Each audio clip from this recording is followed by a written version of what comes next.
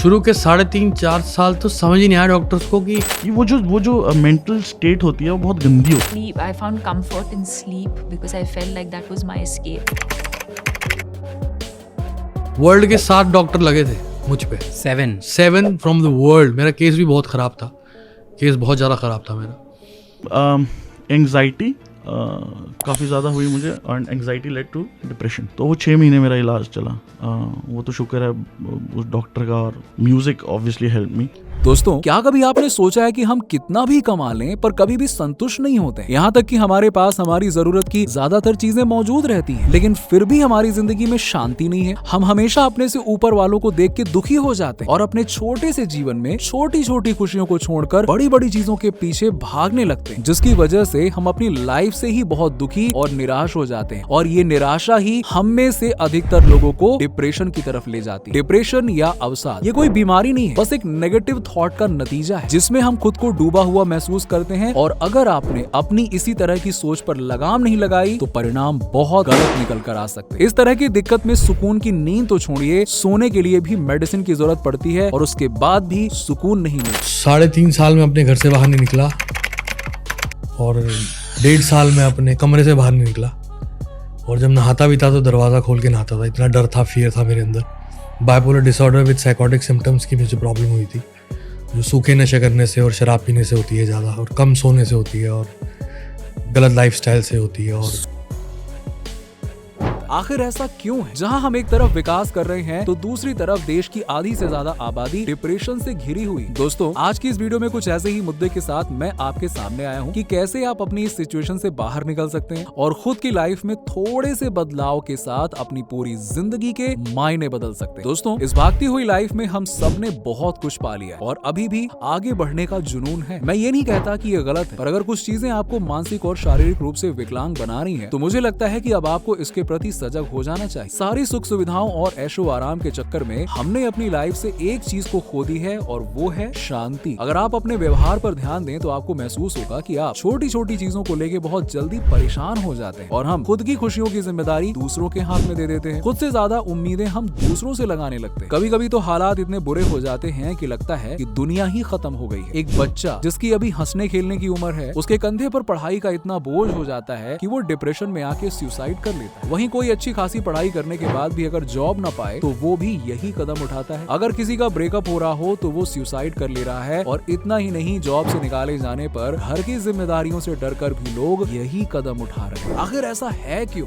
क्या पहले भी ऐसा होता था? हम अचानक से इतने संकुचित क्यों होते जा रहे हैं? एक तरफ देश की तरक्की का दावा किया जा रहा है और दूसरी तरफ हालात ऐसे हैं कि लोग एक छोटी सी मानसिकता में सिकुड़ते चले जा रहे हैं। अगर हमारी सोशल लाइफ देखी जाए तो सबको यही लगता है कि देखो यार, सभी लोग कितने खुश हैं। इसका अंदाजा आप सोशल साइट्स जैसे कि YouTube और Instagram को देख के लगा सकते हैं, जिसमें हर कोई बहुत खुश नजर आता है। पर वो जो जिंदगी आपको दिखाई दे रही है ना Instagram रील्स पर, YouTube वीडियोस पर, वो असल जिंदगी से काफी कोसों दूर। लेकिन हम इससे भी दुखी हैं कि वो कितने खुश हैं और हम नहीं। पर अगर आप पर्दे के पीछे की कहानी देखेंगे तो आपको समझ में आएगा कि असल जिंदगी में तो सभी बहुत दुखी होते जा रहे हैं। कोई फेमस नहीं है तो दुखी है और कोई बहुत फेमस होकर भी बहुत दुखी है। दोस्तों, ज्यादातर लोग इस मुसीबत से, या यूं कह लें कि अपनी इस मानसिक परिस्थिति से बचने का एक ही तरीका निकालते हैं और वो है खुद को एक कमरे में कैद कर लेना। ना किसी से मिलना, ना किसी से बात, बस खुद की सोच में गहराई से घुसते चले जाएं। I think what was tough was be scared to wake up. I didn't want to wake up. I wanted to always, I didn't want to face a day. समय ऐसा कुछ फेस से निकल रहा होगा तो मैं उसको यही कहना चाहूँगा कि ये सिर्फ एक फेस है, निकल जाएगा।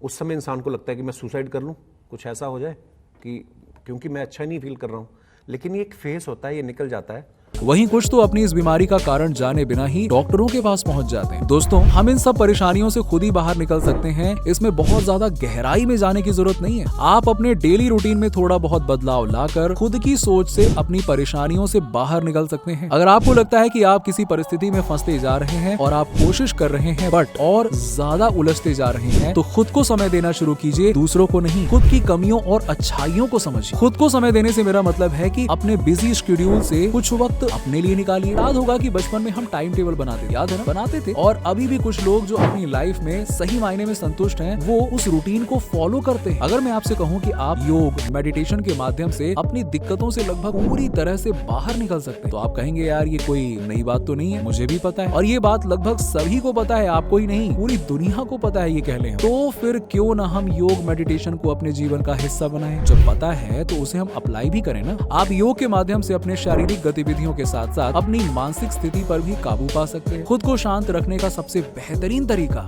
यही है, मेडिटेशन। जब आपका मन शांत होगा तो आप चीजों को बहुत अच्छी तरह से एनालाइज कर पाएं। आपके सोचने समझने के तरीकों में सकारात्मक बदलाव भी आएगा। आप खुद को कमरे में बंद करने के बजाय सोशल होने का ट्राई करें। अगर आपको लगता है कि आपसे ये नहीं होगा तो आप कुछ वक्त नेचर के करीब बिताएं। इसका बेनिफिट ये है कि आपकी बॉडी में ऑक्सीजन का लेवल बढ़ेगा और बॉडी से टॉक्सिक एंजाइम्स रिलीज होंगे, जिसका परिणाम ये होगा कि आप नेगेटिव थॉट और नेगेटिविटी से काफी हद तक छुटकारा पा सकते हैं। फिर धीरे धीरे लोगों से घुलने मिलने का ट्राई करें। अब आपको जो काम सबसे ज्यादा पसंद हो, लाइक डांस, म्यूजिक, आर्ट या कुछ भी, आप अपना कुछ समय वहाँ दे सकते हैं। हर बात पे टेंशन लेने की बजाय आप खुद को उस सिचुएशन में शांत करने की कोशिश करें। दोस्तों, हमेशा अपने से ऊपर वाले को नहीं देखा जाता है। एक कामयाब इंसान वो है जिसे अपने पास मौजूद चीजों की अहमियत पता होती है। जो चीजें नहीं है उसके पीछे भागना व्यर्थ है और अपने से नीचे के लोगों को देखना चाहिए। अगर आपको चैरिटी करके, मतलब कि किसी गरीब की मदद करके सुकून मिलता है तो वो काम भी आप कर सकते हैं। मेरा कुल मिलाकर कहने का मतलब ये है कि जब भी आपका मन निराश हो तो आप हर वो काम कर सकते हैं जिससे आपको सुकून मिले। फिर वो अकेले में बैठकर एक कप चाय पीना ही क्यों ना हो, बड़ा सुकून देता है। यकीन मानिए, आजकल आधी से ज्यादा आबादी खुद को डिप्रेशन का शिकार बताती है। कुछ लोग ऐसे भी है जो दुनिया की चकाचौंध देखकर ही परेशान है, हाँ,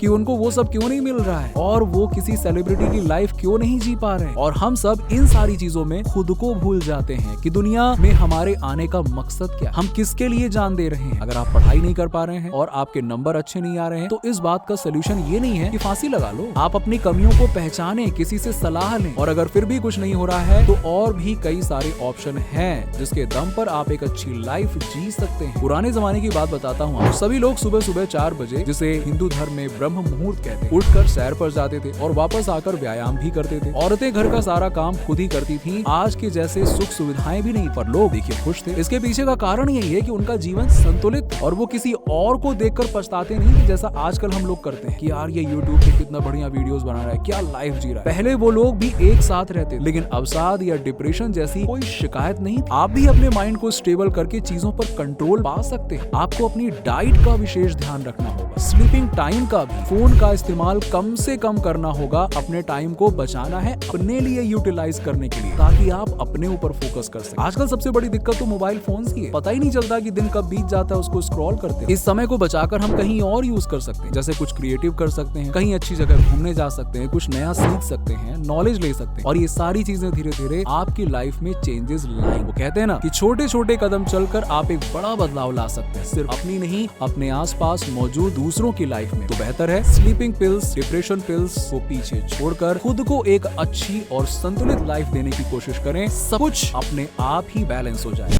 आशा करता हूं कि आपको दी गई जानकारी पसंद आई होगी, तो लाइक का बटन दबाइए फटाफट। और क्या, चलिए मिलते हैं आपसे अगली वीडियो में। और हाँ, कमेंट करके बताइए कि क्या आप भी ऐसे ही करते हैं या आपको भी डिप्रेशन है, और अगर है तो किस चीज को लेकर आप परेशान रहते हैं, जरा कमेंट में शेयर करिए। चलिए मिलते हैं आपसे अगली वीडियो में, तब तक के लिए बाय बाय।